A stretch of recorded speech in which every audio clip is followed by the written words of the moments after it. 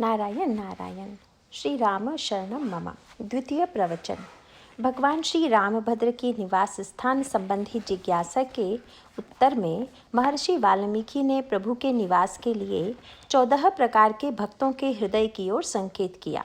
उन 14 स्थानों के क्रम में द्वितीय स्थान में महर्षि वाल्मीकि कहते हैं कि जिन भक्तों के नेत्र चातक की तरह हैं, जैसे चातक निरंतर स्वाति नक्षत्र के मेघ की प्रतीक्षा करता है, उसी प्रकार से जिनके अंतःकरण में आपके दर्शन की तीव्र व्याकुलता है, आपके सौंदर्य को छोड़कर जिनकी दृष्टि अन्यत्र कहीं जाती ही नहीं, आप ऐसे भक्तों के हृदय में निवास करें। इस द्वितीय स्थान में भगवान श्री राम के सौंदर्य तथा इस सौंदर्य को देखने के लिए कैसी दृष्टि की अपेक्षा है, इस ओर महर्षि ने संकेत किया है। जहाँ तक भगवान श्री राम के सौंदर्य का प्रश्न है, रामचरितमानस के विविध प्रसंगों के माध्यम से अनगिनत रूपों में उनके सौंदर्य का चित्र प्रस्तुत किया गया है। साथ साथ उसे देखने के लिए किस दृष्टि की अपेक्षा है, इसका भी बड़ा सुंदर वर्णन किया गया है। मनुष्य के जीवन में स्वाभाविक रूप से सौंदर्य के प्रति आकर्षण दिखाई देता है। यद्यपि सौंदर्य की चाहे जितनी भी निंदा की जाए, उसकी अनित्यता का चाहे जितना भी वर्णन क्यों न किया जाए, फिर भी सौंदर्य व्यक्ति को अपनी ओर आकृष्ट करता ही है। इस संदर्भ में श्री रामचरितमानस में बड़ा ही गंभीर सूत्र दिया गया है। आइए आज सबसे पहले हम उसी सूत्र पर विचार करें। मानस के उत्तरकांड में ज्ञान और भक्ति के संदर्भ में कुछ विलक्षण सी पंक्तियां हैं, जिनमें यह कहा गया है कि माया का सौंदर्य बड़ा ही आकर्षक है। जैसे नारी सौंदर्य के प्रति पुरुष का आकर्षण होता है तथा पुरुष सौंदर्य के प्रति नारी का आकर्षण होता है, इसी प्रकार ज्ञान और वैराग्य पुरुष हैं। इसीलिए जीवन में जहाँ केवल ज्ञान अथवा वैराग्य होंगे, वहाँ पर माया का आकर्षण स्वाभाविक है। केवल ज्ञान और वैराग्य के द्वारा माया के आकर्षण से अपने आप को मुक्त नहीं किया जा सकता। उसी प्रसंग में एक पंक्ति यह भी कही गई कि स्त्री स्त्री के सौंदर्य पर मोहित नहीं होती है। मोहन नारी नारी के रूपा, पन्न गारी यह रीति अनुपा। माया भगति सुनहु तुम दो, नारी वर्ग जानई सबको। पुनि रघुबीर ही भगति पियारी, माया खलु नर्तकी बिचारी। काकभुशुंडी ने कहा कि नारी नारी के सौंदर्य पर स्वभावतः आकृष्ट नहीं होती। भक्ति तथा माया दोनों ही नारी हैं। इसीलिए जहाँ पर भक्ति विद्यमान होती है, वहाँ माया आकृष्ट नहीं करती। यद्यपि इन पंक्तियों को पढ़कर बड़ा विचित्र सा अनुभव होता है। लगता है यह तो जैसे शब्दों का खेल मात्र हुआ कि ज्ञान और वैराग्य पुल्लिंग शब्द हैं तथा भक्ति और माया स्त्रीलिंग हैं। लेकिन इन शब्दों को आधार बनाने के पीछे गोस्वामी जी का जो अभिप्राय है, आइए उस पर हम और आप विचार करें। ये पंक्तियाँ मानस में बहुत प्रसिद्ध हैं। जिन्होंने पूरी रामायण नहीं पढ़ी है, वे भी इन पंक्तियों को दोहराकर कह देते हैं कि यह शब्द तुलसीदास जी ने बड़ा अटपटा लिख दिया कि जब श्री सीता जी रंगभूमि में आई तो उन्हें देखकर जितने स्त्री पुरुष थे, वे सब मोहित हो गए। क्योंकि अगर नारी नारी के रूप से मोहित नहीं होती है, तो फिर श्री सीता जी के सौंदर्य ने सबको कैसे आकृष्ट कर लिया। मैं समझता हूँ कि जिस गहराई से यह बात कही गई है, उसे न समझ पाने के कारण ही लोग ऐसी बात किया करते हैं। स्त्री स्त्री के सौंदर्य के प्रति आकृष्ट नहीं होती, इस बात को कहने का अभिप्राय है कि व्यक्ति के पास जो वस्तु स्वयं है, उसको पाने की आकांक्षा उसके मन में भला क्यों होगी, पर जिस वस्तु का उसके पास अभाव है, उसे प्राप्त करने की तीव्र लालसा उसके अंतःकरण में अवश्य होती है। तुलसीदास जी का अभिप्राय है कि ज्ञान वैराग्य तो रूप और सौंदर्य को मिथ्या मानते हैं, पर जिस सौंदर्य का अभाव वे मान बैठे थे, जब माया का वह सौंदर्य उनके समक्ष आता है, तब वे उस पर सम्मोहित हुए बिना नहीं रह सकते। दूसरी ओर भक्ति देवी के पास वे सारी वस्तुएं विद्यमान हैं जो माया उन्हें दे सकती है, क्योंकि वेदांती वैराग्यवान तथा ज्ञानी तो कहते हैं कि रूप मिथ्या है, पर भक्ति देवी सौंदर्य के मिथ्यात्व का वर्णन नहीं करती, वरन वे तो भगवान के सौंदर्य को ही हमारे सामने कर देती हैं। इस प्रकार मानो जिन जिन वस्तुओं के द्वारा व्यक्ति को माया आकृष्ट करती है, भक्तों के भगवान ने उन सारी वस्तुओं को अपने आप में स्वीकार कर लिया। इसीलिए भक्तों ने यह उत्तर नहीं दिया कि सौंदर्य मिथ्या है, अपितु यह कहा कि सौंदर्य की यदि आकांक्षा है तो हम सौंदर्य के मूल तत्व की खोज करें। सौंदर्य का वह मूल तत्व तो भगवान ही हैं। इसे हम एक भौतिक दृष्टांत के द्वारा बड़ी सरलता से समझ सकते हैं। यदि किसी नन्हे बच्चे के हाथ में छुरी है तो उससे छुरी लेने का एक उपाय तो यह हो सकता है कि आप उसे समझाइए कि इस छुरी से चोट लग सकती है, हाथ कट सकता है तथा उंगलियां कट सकती हैं। पर बालक के अंतःकरण में नई वस्तु के प्रति आकर्षण है, वह तो उसे खिलौने के रूप में देखता है।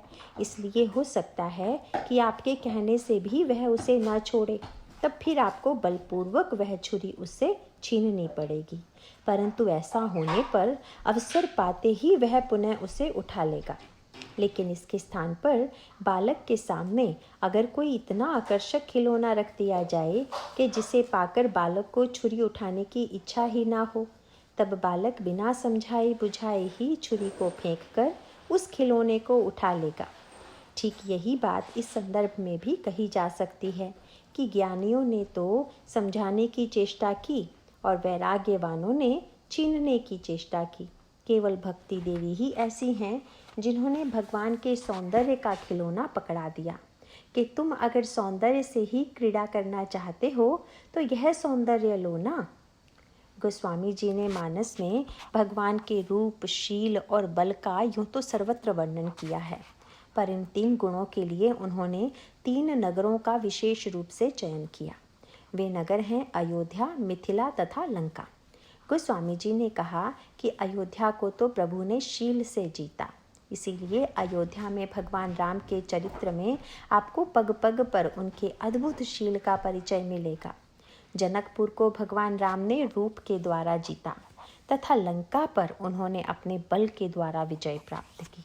यदि विचार करके देखें तो यह चुनाव भी बिल्कुल उचित किया गया, क्योंकि प्रजा के ऊपर राजा के शील का ही सर्वाधिक प्रभाव पड़ता है।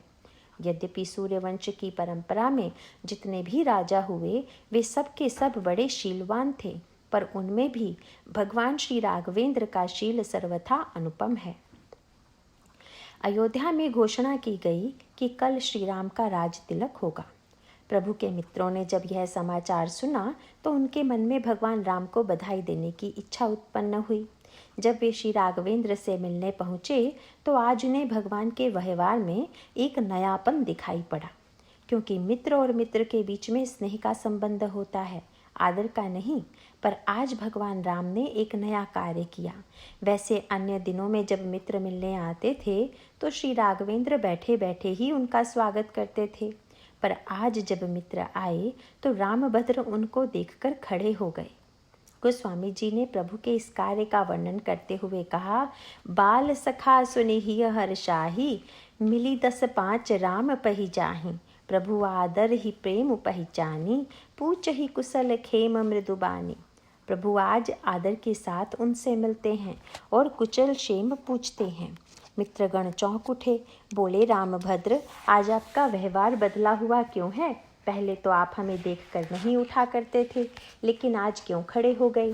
भगवान राम ने कहा, भाइयों, हम लोग जब तक मित्र थे तब तक तो तराजू के दोनों पलड़ों की तरह बराबर थे, लेकिन अब मैंने पद के रूप में स्वार्थ स्वीकार कर लिया, इसीलिए मैं हल्का हो गया और आप बड़े हो गए।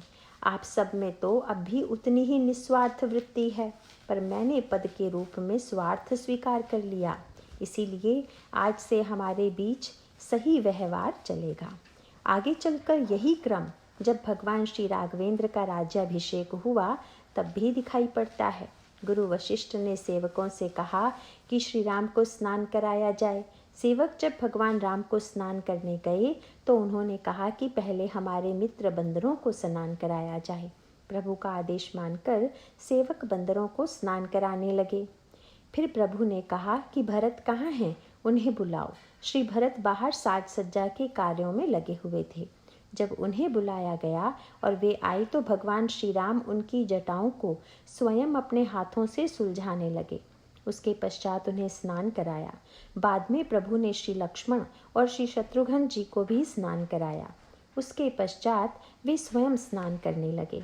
भगवान श्री राघवेंद्र को स्वयं स्नान करते हुए देखकर श्री भरत ने आगे बढ़कर कहा, महाराज आपको मैं स्नान करा दूं। पर प्रभु ने यह प्रस्ताव स्वीकार नहीं किया।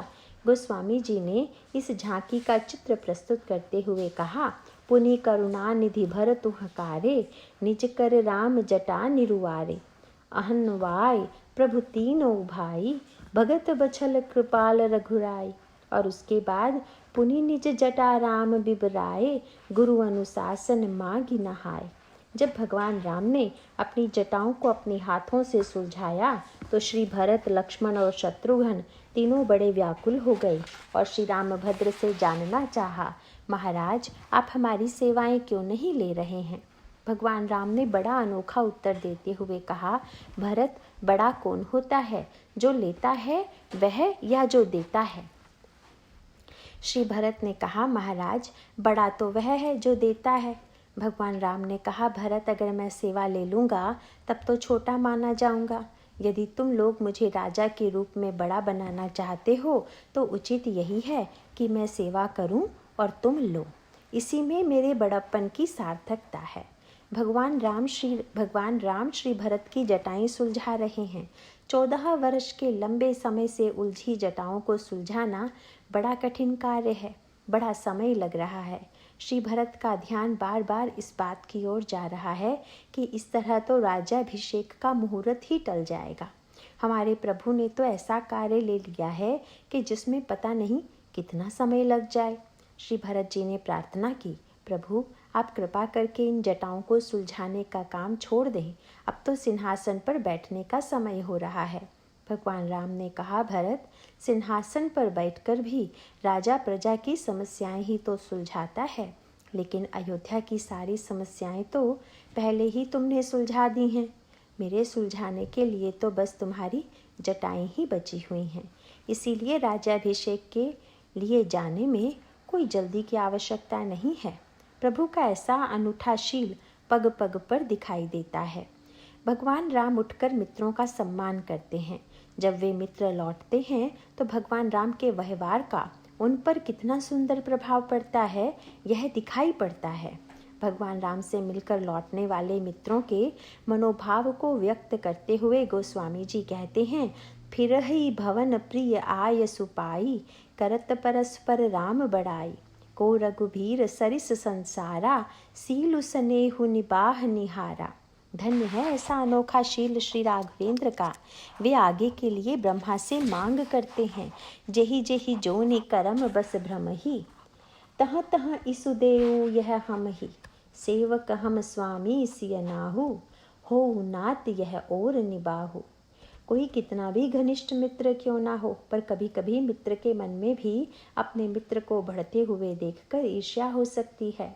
पद पाने की आकांक्षा के कारण होड़ भी हो सकती है, परंतु प्रभु के मित्र यह मांग नहीं करते कि अगले जन्म में हमें भी राजा हों, बल्कि मांग यह करते हैं कि अगले जन्म में भी हम भी राजा हों।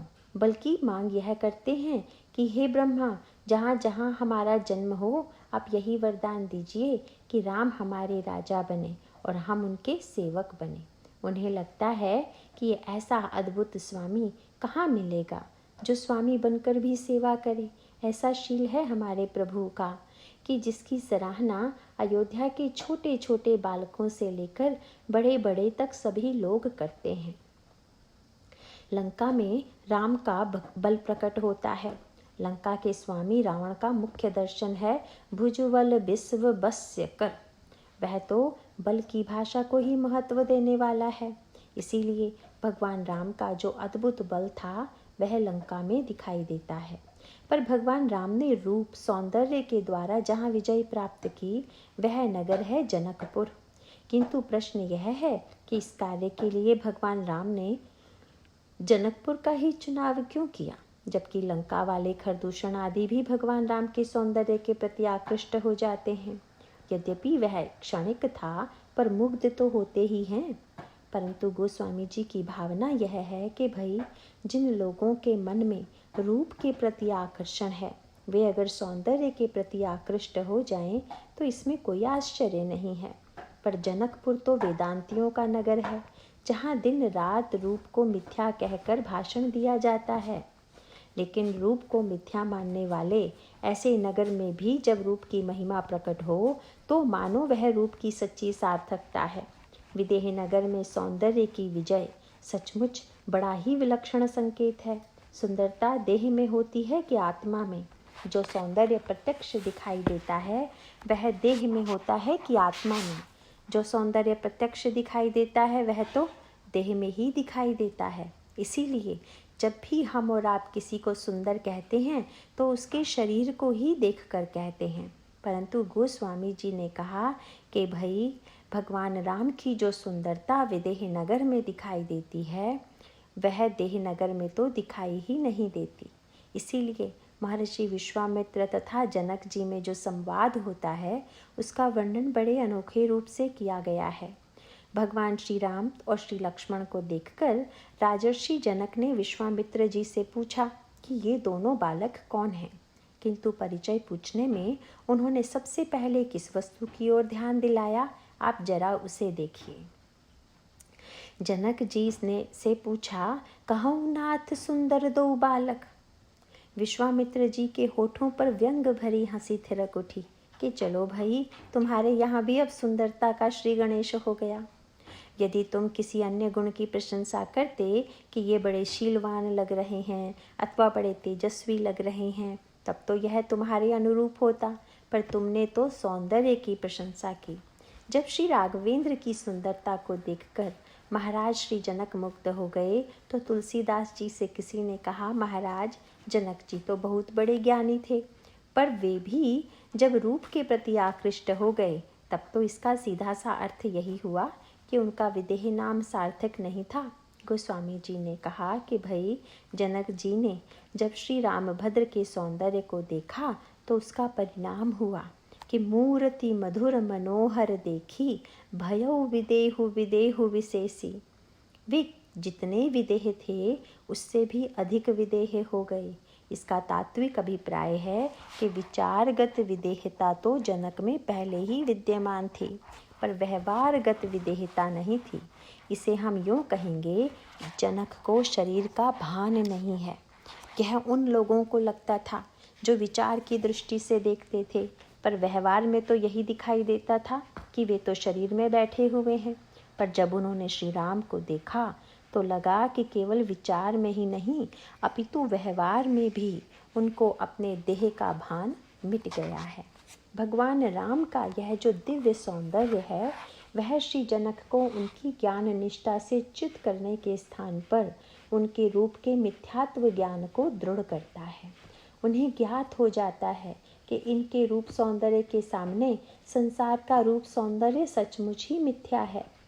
इसे हम यूँ कह सकते हैं कि श्री राम के सौंदर्य को व्यक्ति यदि देह से ऊपर उठकर देखेगा तब तो उसे सम्यक रूप से विदेहत्व की स्थिति की अनुभूति होगी। अगर खरदूषण के समान देह में बैठकर भगवान के सौंदर्य को देखेगा तो उसकी स्थिति क्या होगी? गोस्वामी जी ने इसका भी संकेत किया है। इसका रहस्य यह है कि जनक जी ने पहले श्री सीता जी को प्राप्त कर लिया और श्री सीता जी मूर्तिमती भक्ति हैं। इसका तात्पर्य है कि अंतःकरण में भक्ति के आगमन के बाद जब भगवान का सौंदर्य सामने आता है तो हम विदेहत्व को प्राप्त होते हैं। पर खरदूषण के प्रसंग में यही कमी हमें दृष्टिगोचर होती है। श्री लक्ष्मण जी के द्वारा शूर्पणखा का विरूपीकरण कर दिए जाने के पश्चात वह अपने 14,000 खरदूषण त्रिशिरा आदि भाइयों को प्रेरित करती है कि वे लोग राम से उसके अपमान का बदला लें। उसके पश्चात जब वे सब राक्षस शूर्पणखा को आगे कर भगवान श्री राम से लड़ने आते हैं तो श्री राघवेंद्र के सौंदर्य को देखकर सबसे पहला प्रभाव तो यह पड़ा कि उनके हाथ पांव शिथिल हो गए, उनकी लड़ने की इच्छा समाप्त हो गई। गोस्वामी जी ने कहा, थकित भई रजनी चरधारी। पर इस स्थिति में थोड़ी देर रहने के पश्चात उन्होंने मंत्रियों से कहा कि हम भरी जन्म सुनहु सब भाई, देखी नहीं असी सुंदरताई। यद्यपि भगन कीन्ह कुरूपा, बदलायक नहीं पुरुष अनूपा। यद्यपि इन्होंने हमारी बहन को कुरूप बना दिया है, लेकिन इतना होते हुए भी ये राजकुमार वध करने योग्य नहीं है, क्योंकि हमने जीवन भर में ऐसा अद्भुत सौंदर्य आज तक देखा ही नहीं। यद्यपि पढ़कर तो यही लगता है कि कितनी उदात्त भावना है खरदूषण की, परंतु इन शब्दों के पीछे भी उनकी देहवादी वृत्ति ही कार्य कर रही थी। अगले ही क्षण उनकी वह असली वृत्ति भी प्रकट हो गई। कहते हैं कि अगर राम संधि करना चाहते हैं तो बस एक काम करें कि देहु तुरत निज नारी दुराई, जियत भवन जाहू द्वौ भाई। यह जो उन्होंने सीता को छिपा दिया है उसे हमें दे दें और दोनों भाई यहाँ से सकुशल लौट जाएं। परंतु प्रश्न यह है कि भगवान राम के द्वारा श्री सीता जी तथा श्री लक्ष्मण जी को छिपा देने का अभिप्राय क्या है। प्रभु का तात्पर्य था कि अब ऐसी दृष्टि वाले लोग आ रहे हैं कि जो भक्ति तथा वैराग्य दोनों से वंचित हैं। इसीलिए श्री सीता जी और लक्ष्मण जी को छिपा देना ही अच्छा रहेगा। भगवान श्री राम ने कह दिया कि हम तो शिकार खेलने के लिए आए हैं, हम क्षत्रिय मृगया बन करहीं, तुमसे खल मृग खोजत फिरहीं, रिपु बलवंत देख नहीं डरहीं, एक बार कालहु सन लरहीं, जौ न होई बल घर फिरी जाहू, समर विमुख में हतौ न काहू, रण चढ़ी करई कपट चतुराई, रिपु पर कृपा परम कदराई। इसके बाद प्रभु के मन में करुणा आ गई। भगवान श्री राघवेंद्र ने सोचा कि भले ही ये देहवादी हों, भक्ति तथा वैराग्य से हीन हों और एक क्षण के लिए ही सही, पर मेरे सौंदर्य के प्रति ये लोग आकर्षित तो हुए। इसीलिए प्रभु ने उनका वध करते समय भी अपनी कृपा का बड़ा ही अनोखा यह रूप प्रस्तुत किया कि जब युद्ध हुआ तो भगवान श्री राम ने इन सभी राक्षसों को अपना रूप दे दिया। ये सब के सब राक्षस श्री राम के रूप में परिणत हो गए। मानो प्रभु का आशय था कि जब तुम मेरे रूप पर इतने आकृष्ट हो गए हो तो हम तुम्हें अपना ही रूप दे देते हैं। पर सबसे विचित्र बात यह हो गई कि अब तो राम और राम की ही लड़ाई हो रही है। गोस्वामी जी से पूछा गया कि महाराज यह क्यों हुआ। उन्होंने कहा कि भाई राक्षसों के भीतर भगवान के प्रति जो द्वेष बुद्धि है, शत्रु बुद्धि है, वह गई नहीं। इसीलिए उन्हें सामने वाले व्यक्ति में तो राम दिखाई दिए पर अपने आप में राम नहीं दिखे। अगर कहीं अपने आप में भी राम दिख जाते तब तो मिलन हो ही जाता। इसीलिए एक और दृश्य यह है कि देख कहीं परस पर राम, पर उन राम को देखने के बाद भी देख कहीं परस पर राम करी, संग्राम रिपु दल लरी मरयो। वे आपस में एक दूसरे को राम समझकर उन पर प्रहार करते हैं और उसका परिणाम होता है कि वे आपस में ही लड़कर मर जाते हैं। इस प्रसंग में अपनी ओर न देखकर वे दूसरों की ओर ही क्यों देखते हैं। गोस्वामी जी ने इसका भी बड़ा सुंदर संकेत दिया है। उनका नाम ही है खरदूषण त्रिशिरा। दूषण का तो अर्थ ही है कि जितने दोषदर्शी होते हैं वे दूसरों का ही दोष देखते हैं, अपना दोष तो देखते ही नहीं। इनकी दृष्टि ही दोषमयी है। यद्यपि राक्षसों को उनकी आसक्ति का दंड मिला, वृत्ति का दंड मिला, लेकिन प्रभु की कृपा यह है कि पहले उन्हें रूप का दर्शन मिला और बाद में जब मरने लगे तब राम राम कही तनु तजही, पावही पद निर्वाण, करी उपाय रिपु मारे, छन महु कृपा निधान। यह सौंदर्य के एक पक्ष का वर्णन, जहाँ पर शूर्पणखा, खरदूषण या त्रिशरा के सौंदर्य दर्शन की दृष्टि में दोष है और उसके कारण जो परिणाम हुआ उस पर दृष्टि डाली गई। पर उसमें भी अंत में एक बात बड़े महत्व की है कि उन सबको भी मुक्ति मिल गई। यह मानो भगवान की करुणा है। गोस्वामी जी ने दो पात्रों के माध्यम से बड़ी अद्भुत शैली में श्री राम के सौंदर्य की अद्वितीय का प्रतिपादन किया और इस संदर्भ में उन्होंने एक तो चुनाव किया इंद्र का और दूसरा भगवान शंकर का। भगवान श्री राघवेंद्र दूल्हे के रूप में घोड़े पर बैठकर श्री जनक जी के द्वार की ओर जा रहे हैं। उस समय गोस्वामी जी ने आँखों की ऐसी भीड़ लगा दी जो बड़ी अद्भुत थी। वे कहते हैं कि प्रभु को 8 आँख वाले, 12 आँख वाले, 15 आँख वाले तथा 1000 आँख वाले बड़ी तन्मयता से देख रहे हैं। पर एक ही ईश्वर के सौंदर्य को अलग अलग दृष्टियों से देखने पर कैसी प्रतीति होती है, इसका गोस्वामी जी ने बड़ा अनोखा वर्णन किया। जब ब्रह्मा ने देखा तो उसका जो स्वभाव है वह वहाँ पर भी सामने आ गया। ब्रह्मा की दृष्टि में जो कुछ है वह द्वंद्वात्मक है। यदि सुख है तो दुख भी है, अगर दिन है तो रात भी है। भगवान राम की सुंदरता को देखकर उन्होंने इन दोनों वृत्तियों को प्राप्त किया। गोस्वामी जी ने लिखा, निरखी राम छवि विधि हर शाने, लेकिन आठ ही नयन जानी पछिताने। एक और यदि हर्षाने लिखा तो दूसरी ओर पछिताने भी लिखा गया। सुंदरता देखकर हर्षित तो हुए, पर सोचने लगे, क्या बताएं, मेरे पास 8 ही आँखें हैं। उस समय शंकर जी की ओर देखकर ब्रह्मा जी को पुरानी बात याद आ गई। कहा जाता है कि पहले ब्रह्मा जी के भी 5 सिर थे, पर शंकर जी ने उनकी असद वृत्ति देखकर एक सिर काट दिया था। जो सिर शंकर जी ने काटा था वह आसक्ति वाला सिर था। ब्रह्मा जी चतुर्मुख हैं तथा सृष्टि के रचयिता हैं। सरस्वती का सृजन करने वाले भी यही हैं। और भाई मैं तो यही कहूँगा कि निर्माताओं के लिए यह सबसे बड़ा भय है। जो कवि अथवा लेखक है, जो सरस्वती का निर्माण करता है, उन सब के जीवन में बड़ा डर यही है कि कहीं वह अपनी ही कृति पर मोहित न हो जाए। अपनी ही कृति सरस्वती पर मुक्त हो जाना यह बुद्धि का बहुत बड़ा दोष है। किंतु भगवान शंकर ने 5वां सिर काट दिया। इसके पीछे भगवान शंकर का अभिप्राय है कि आप निर्माण तो कीजिए, पर कृति पर आसक्ति मत रखिए। वस्तुतः आसक्ति रहित होकर कृति का निर्माण किया जाए। जैसे कन्या को वर के प्रति अर्पित किया जाता है, उसी प्रकार कृति या ग्रंथ का निर्माण करके उसको भगवत सेवा तथा लोक कल्याण के लिए अर्पित कर दिया जाए। यही रचना तथा कृति की सार्थकता है। पर आज पितामह ब्रह्मा ने भगवान शंकर की ओर देखकर कहा, महाराज, अगर आपने एक सिर नहीं काटा होता तो आज वह भी काम दे जाता। ब्रह्मा जी का अभिप्राय है कि आसक्ति अगर संसार की ओर है तब तो बुरी है, पर अगर यही आसक्ति भगवान की ओर हो जाए तो उसकी कितनी सार्थकता थी। पर आपने तो मुझे 8 ही नेत्र वाला कर दिया है, इसीलिए उन्हें हर्ष और पश्चाताप दोनों हुआ।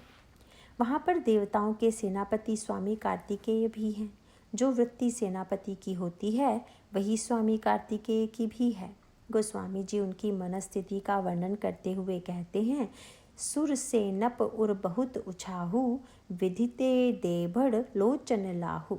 सेनापति की वृत्ति हमेशा तुलनात्मक होती है कि हम श्रेष्ठ हैं या सामने वाला। इसीलिए उन्होंने एक बार भगवान श्री राम की ओर देखा और फिर ब्रह्मा जी की ओर देखा। यद्यपि ब्रह्मा उनके पितामह हैं, पर देखकर हंसे। बोले, पितामह, आप नाते से तो मुझसे बड़े थे, पर आज तो मैं आपसे ड्योढ़ा हो गया, क्योंकि उनके 6 मुख होने के कारण 12 नेत्र थे और ब्रह्मा के केवल 8। इसीलिए वे कहते हैं कि मैं छोटा होकर भी कितना सौभाग्यशाली हूँ। भगवान श्री राम को देखने में जिन पात्रों को सबसे अधिक महत्व दिया गया है वे हैं भगवान शंकर तथा इंद्र। भगवान शंकर के 5 सिर हैं और प्रत्येक सिर पर 3 नेत्र हैं, पर भगवान शंकर की दृष्टि में स्वामी कार्तिकेय के समान तुलना का भाव नहीं है। वे तो केवल भगवान का ही दर्शन करते हैं, इधर उधर बिल्कुल नहीं देखते। इसका अर्थ है कि भगवान को देखने के बाद भी अगर इधर उधर देखने का अवकाश मिल गया तब फिर तो उसने देखने का आनंद ही खो दिया। भगवान शंकर ने न तो अपने बेटे की ओर देखा और न ही पिता ब्रह्मा जी की ओर। उन्होंने तो एकमात्र भगवान श्री राम की ओर ही देखा। गोस्वामी जी ने इसे स्पष्ट कर दिया, शंकर राम रूप अनुरागे। भगवान शंकर भगवान राम के रूप में इतने अनुराग मग्न हो गए कि अन्य कोई वस्तु शेष रह ही नहीं गई। अब तो केवल 2 ही वस्तुएं बची हैं, एक तो भगवान श्री राम और दूसरे शंकर जी के 15 नेत्र। नयन 15 अति प्रिय लागे। शब्द भी कितना बढ़िया चुना, 15। उन्होंने एक साथ 15 नेत्र कहने के स्थान पर कहा 5-10 नेत्र बड़े प्यारे लगे।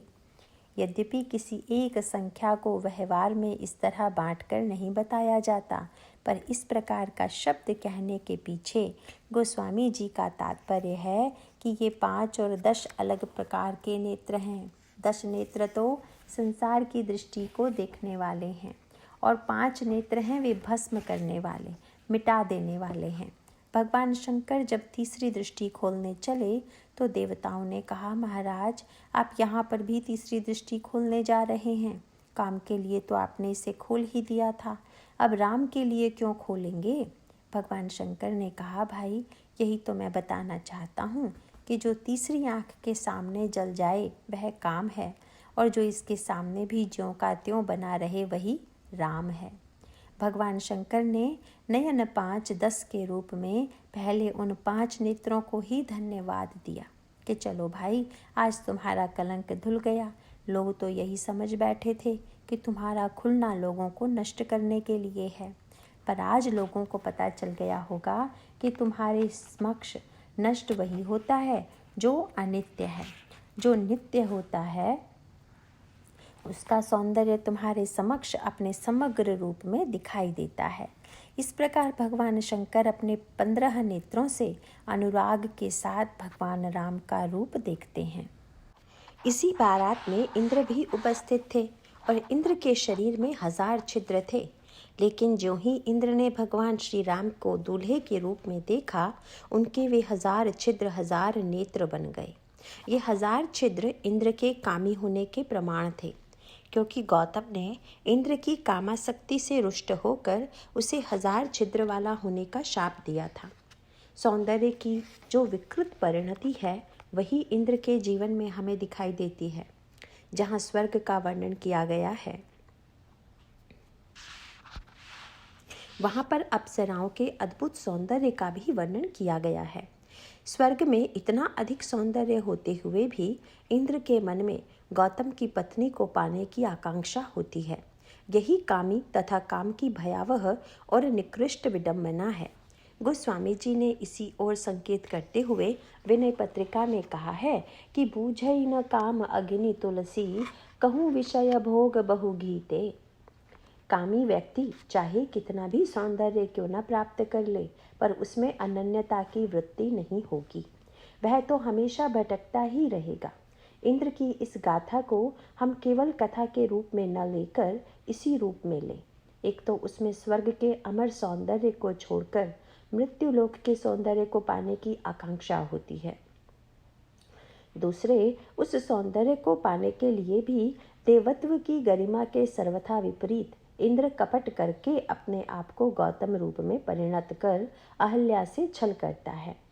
इसमें से किसी व्यक्ति विशेष को दोष देने की आवश्यकता नहीं है कि यह इंद्र ऐसा है, बल्कि जहाँ भोग है वहाँ पर ऐसा इंद्रत्व प्रत्येक व्यक्ति के जीवन में विद्यमान है।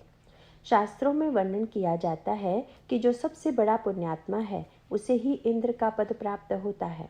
किंतु भाई, घड़े में चाहे कितना भी जल क्यों ना भर दिया जाए, पर अगर उसमें एक भी छिद्र होगा तो सारा जल धीरे धीरे बह जाएगा। अगर वही 1000 छिद्र हो जाएं, तब फिर जल कितनी देर टिकेगा। महर्षि गौतम का अभिप्राय था कि तुमने जीवन में जितने भी पुण्य किए वे तुम्हारी वासना के कारण नष्ट होते जा रहे हैं। यह शाप बताने के लिए है कि वासना में पता नहीं कितने छिद्र होते हैं। इन छिद्रों से श्रेष्ठ व्यक्तियों के जीवन में भी पुण्य का क्षरण हो जाता है। इस शाप से इंद्र व्याकुल हो गया और उसने अपनी भूल समझ ली। वह देवत्व का एक बहुत बढ़िया गुण है। पुराणों में देवता और दैत्यों का चरित्र पढ़कर यह आश्चर्य होता है कि जो दोष दैत्यों के चरित्र में दिखाई देते हैं वे ही देवताओं के चरित्र में भी हैं। इससे कभी कभी यह लगने लगता है कि जब वे दोनों ही दोषों के पुंज हैं तो फिर देवता और दैत्यों में अंतर ही क्या रहा। अगर विचार करके देखें तो आपको यह बहुत बड़ा अंतर अवश्य मिलेगा कि दैत्यों के मन में जहाँ अपनी बुराई का कभी भान नहीं होता, वहाँ देवता अपनी दुर्बलताओं को भली भांति जानते हैं। रावण साधु का वेश बनाकर श्री सीता जी का हरण करके ले जाता है, पर उसे इस बात की ग्लानि कभी नहीं हुई कि मैंने बड़ा बुरा कार्य किया है। इंद्र के जीवन में यह विशेषता है कि अहल्या के साथ छल करने के पश्चात उसे यह भान हो गया कि मुझसे बहुत बड़ा अपराध हो गया है। जिसे अपनी बुराई का, अपने रोग का भान है, वह तो इसे मिटाने की चेष्टा अवश्य ही करेगा। रावण तथा इंद्र का अंतर प्रकट हो गया। वासना की विकृति में इतना नीचे गिरने के बाद भी जब उसे महर्षि गौतम ने शाप दिया तो उसने इसे स्वीकार कर लिया। पर अगर रावण होता तो वह गौतम को ही खा जाने का प्रयास करता। उसकी प्रवृत्ति तो यह है कि जब कोई उसे अच्छी सलाह देने की चेष्टा करता है तो वह उसी को मूर्ख सिद्ध करने का प्रयास करता है। गौतम ने जब शाप दिया तो इंद्र उनके चरणों में गिरकर बोला, महाराज, मुझसे बहुत बड़ा अपराध हो गया, इसका कोई परिमार्जन है क्या? भाई, संत तो बड़े दयालु होते हैं। गौतम ने कहा, हाँ, एक उपाय है कि भगवान राम को तुम दूल्हे के रूप में देखोगे तो ये 1000 छिद्र बदलकर 1000 आँखें बन जाएंगी। मैं तो यह कहूँगा कि सुंदरता की इससे बढ़कर व्याख्या कोई नहीं हो सकती। गौतम का अभिप्राय है कि जब तक हम संसार का सौंदर्य देख रहे हैं तब तक तो छिद्र हैं, और जब भगवान को देखने लगेंगे तो आँखें बन जाएंगी। यही संसार और भगवान का भेद है। अगर इंद्र 1000 नेत्रों से भगवान श्री राम की रूप माधुरी का पान कर रहा है, भगवान शंकर 15 नेत्रों से, पितामह 8 नेत्रों से, कार्तिकेय जी 12 नेत्रों से प्रभु के सौंदर्य का दर्शन कर रहे हैं। किसी ने गोस्वामी जी से पूछा कि महाराज, आपने तो नेत्रों की भीड़ लगा दी, पर अब जरा यह भी तो बताइए कि इनमें से बाजी कौन ले गया? गोस्वामी जी ने बिना किसी संकोच के तुरंत कह दिया, देव सकल सुरपति ही सिहाही, आज पुरंदर सम को नाही। यद्यपि कामारी भी धन्य हुए और कामी भी। कामारी तो धन्य इसलिए हुए क्योंकि वे वैराग्यवान तो थे ही, संसार का सौंदर्य तो उनको आकृष्ट करता ही नहीं, पर आज यह अलौकिक सौंदर्य बलात् उन्हें अपनी ओर खींच रहा है।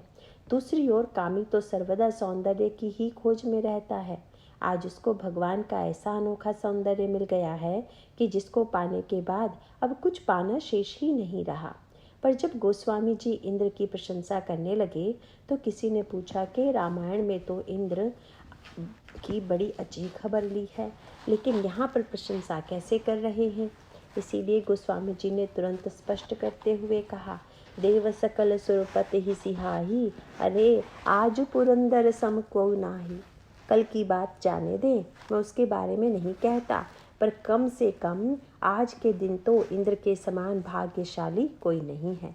मानो आज शब्द लगाकर तुलसीदास जी ने सावधानी बरती कि अगर बाद में यह कोई गड़बड़ी करेगा तो हम यह पद उससे छीन भी लेंगे। लेकिन आज तो यह भगवान की सुंदरता को 1000 नेत्रों से देख रहा है। संसार का सौंदर्य कामी को तो आकृष्ट करता है, पर वैराग्यवान को नहीं। पर भगवान के सौंदर्य की विशेषता यह है कि वह विरक्त तथा कामी दोनों को आकृष्ट करने वाला है। इसका संकेत गोस्वामी जी ने किष्किंधा कांड में दिया है। वर्णन आता है कि भगवान श्री राघवेंद्र से भेंट होने पर श्री हनुमान जी ने प्रभु तथा श्री लक्ष्मण जी से कहा कि आप दोनों मेरी पीठ पर बैठ जाइए। हनुमान जी ने सोचा कि प्रभु कहीं संकोच न करें, इसीलिए उन्होंने कहा, महाराज, मैं तो पशु हूँ। इससे पहले जनकपुर में जब आप घोड़े पर बैठ चुके हैं तो अब बंदर पर भी बैठ जाइए। परंतु प्रश्न यह खड़ा होता है कि भाई, यह घोड़ा कौन सा था? और उस घोड़े का गोस्वामी जी ने परिचय देते हुए बताया कि वस्तुतः कामदेव ही घोड़ा के रूप में बनकर भगवान राम को दूल्हे के रूप में अपने ऊपर बैठाने के लिए आया था। जनुबाजी वेश बनाई, मन सिजु राम हित अति सोहाई। काम घोड़ा बनकर शंकर जी से बदला चुकाने आया था। उसका अभिप्राय था कि पहली बार तो आपने मुझे जला दिया था, पर मैंने राम को अपनी पीठ पर बिठा लिया है, अब जरा आप जलाएं तो जानें। इसका अर्थ है कि जब काम राम से नहीं जुड़ा था तब तो वह भस्म हो गया, पर अब जब काम राम का वाहन बन गया तो शंकर जी कहते हैं कि अब तो तृतीय नेत्र की बात ही क्या, यहाँ तो भस्मीभूत करने वाली 5-5 आँखें एक साथ खुली हुई हैं, परंतु फिर भी तुम पर कोई प्रभाव नजर नहीं आ रहा है। इस प्रकार घोड़ा तो काम है और श्री हनुमान जी शंकर भगवान के अवतार। शंकरावतार होने के कारण वे कामारी हैं।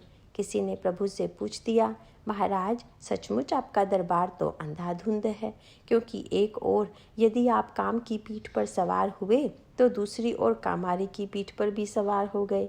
यह भला कौन सा न्याय है? आप या तो काम को स्वीकार कीजिए या फिर कामारी को। प्रभु ने कहा, भाई मैं बैठा तो दोनों पर, किंतु दोनों में अंतर यह है कि जब मैं घोड़े पर सवार होता हूँ तो उसकी लगाम मेरे हाथ में होती है और मैं जिधर चाहता हूँ वह उसी दिशा में जाता है। जब मैं हनुमान जी की पीठ पर बैठता हूँ तो वहाँ पर लगाम नहीं है, अपितु वे जिधर भी ले जाएं मैं उधर ही चला जाता हूँ। इसलिए काम मेरी इच्छा से चलता है और कामारी की इच्छा से मैं चलता हूँ। भगवान ने कहा कि यह मत देखिए कि पीठ किसकी है, बल्कि यह देखिए कि वह सवारी हमें ले किस ओर जा रही है। जब मैं काम की पीठ पर बैठा तो भी श्री सीता जी को पाने के लिए, और जब कामारी की पीठ पर बैठा तब भी मेरा उद्देश्य श्री सीता जी को पाना ही था। जो हमें भक्ति की ओर ले जाए उसी का आश्रय लेना चाहिए, चाहे वह कामारी हो और चाहे काम। इस प्रकार गोस्वामी जी ने सौंदर्य का ऐसा विलक्षण चित्र प्रस्तुत किया है जिसको देखकर सभी प्राणी मुक्त हो जाते हैं, चाहे वे निष्काम हो चाहे सकाम, अथवा विरागी हो या रागी। इस संदर्भ में गोस्वामी जी ने आगे चलकर लंका कांड में एक बड़ा अनोखा रूपक प्रस्तुत किया है। विनय पत्रिका में तुलसीदास जी कहते हैं कि देहाभिमान ही समुद्र है और उसमें रहने वाली जो वृत्तियां हैं, ये जो हमारे अंतःकरण के राग आदि हैं, यही सब मछली और मगर इत्यादि जल जंतु हैं। कुणप अभिमान सागर भयंकर घोर, विपुल अवगाह दुस्तर अपारम, नक्र रागादि संकुल मनोरथ सकल, संग संकल्प वीछी विकारम। इस समुद्र पर बंदरों के द्वारा पुल का निर्माण होने पर भगवान राम पत्थर के पुल पर आकर जब खड़े हुए तब उस झांकी का वर्णन करते हुए तुलसीदास जी कहते हैं कि देखन कहाँ प्रभु करुणा कंधा, प्रगट भय सब जलचर वृंदा, मकर नक्र नाना झष ब्याला, सत जो जन तन परम विशाला, ऐस्यउ एक तिन हई जे खाही, एक कहन के डरते पिडराही, प्रभु ही बिलोक ही टर ही नटारे, मन हर्षित सब भय सुखारे। ये सब जलचर ऊपर आ गए और भगवान श्री राम के सौंदर्य को देखकर मग्न हो गए। यद्यपि ये लोग जल में डूबकर भी कभी नहीं डूबे, पर आज ये सब भगवान श्री राम के सौंदर्य रस में डूब गए। मगन भय हरि रूप निहारी। जब स्थिति यह हो गई कि जलचरों के कारण जल कहीं दिखाई ही नहीं दे रहा था, तब भगवान राम ने बंदरों से कहा कि अब तो चारों ओर पुल ही पुल हैं, आप चाहें जिस पुल से जाइए। बंदरों ने कहा, महाराज पत्थर का पुल तो समझ में आ रहा है, पर आपका यह विचित्र पुल तो खतरनाक लग रहा है, क्योंकि अगर इन पर पैर रख कर अगर हम चलें और इसी कहीं ये डूब जाएं, तब तो हम लोग गए काम से। प्रभु ने कहा, जरा चेष्टा करके देखो ये डूबते हैं क्या। तब तुलसीदास जी ने एक अद्भुत वाक्य जोड़ा, प्रभु ही बिलो कहीं टर ही न टारे। बंदरों ने पत्थर इत्यादि फेंक कर देखा कि कहीं ये डूबते तो नहीं हैं, पर वे तो टस से मस नहीं हुए। गोस्वामी जी से किसी ने पूछा, महाराज इस रूपक का अर्थ क्या है। उन्होंने कहा कि इसका तो बड़ा सरल सा अभिप्राय यह है कि जब हमारे अंतःकरण की वृत्तियाँ भगवान की दिशा में मुड़ जाती हैं, तब फिर उनके नीचे की दिशा में जाने की संभावना रह ही नहीं जाती। इस प्रकार समुद्र पर सौंदर्य के माध्यम से जलचरों का दूसरा सेतु बना और उस सेतु के माध्यम से बंदर समुद्र पार कर जाते हैं। यह है सौंदर्य का अद्भुत प्रभाव। पर उस सौंदर्य को देखने की दृष्टि कैसी होनी चाहिए, इसकी चर्चा हम कल करेंगे। नारायण नारायण।